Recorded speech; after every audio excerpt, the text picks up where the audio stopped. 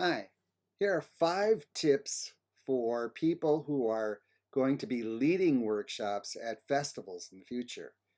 My name is Max Schaefer. I run the World Spolin Network, the Dance Improv Network, and the Musical Improv Network on Facebook. So I was at the Applied Improvisation Network conference a few times and also the GII conference just recently. So here's some things I learned. Okay, number one, uh, these conferences tend to have free spaces. Those are workshops that you can sign up to lead right on the spot. So if you have a special subject you'd like to share with members of the attendees, then that's your opportunity. I would highly recommend that, knowing that these workshops are going to be available to you to teach, pre-plan them a week or two beforehand so that when you're there, you'll be prepared. You don't want to come up with all these great ideas off the fly. You want to be a little more prepared, and you'll find you'll be very successful. Number 2, check the space that you're going to be leading a workshop in an hour or so before your workshop. You want to check out for things like how the seating arrangement is. Do you have to push back chairs, anything like that?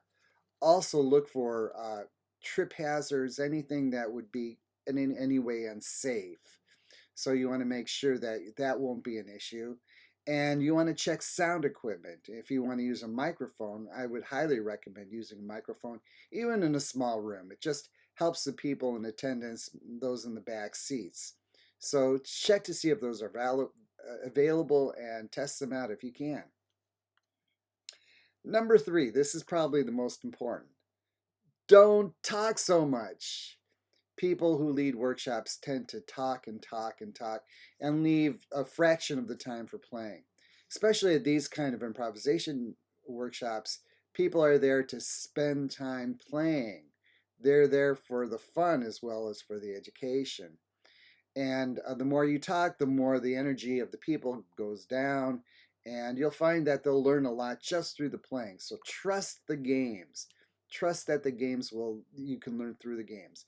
And more importantly, be careful not to show off your expertise, because the more you act like an expert, the more they're going to be inhibited and fearful of doing it wrong, especially new players.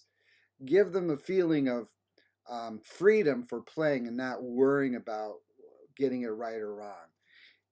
I would strongly suggest you look at Spolin's book for the section on the 7 aspects of spontaneity in terms of setting up the right kind of workshop environment that would get the best out of the participants.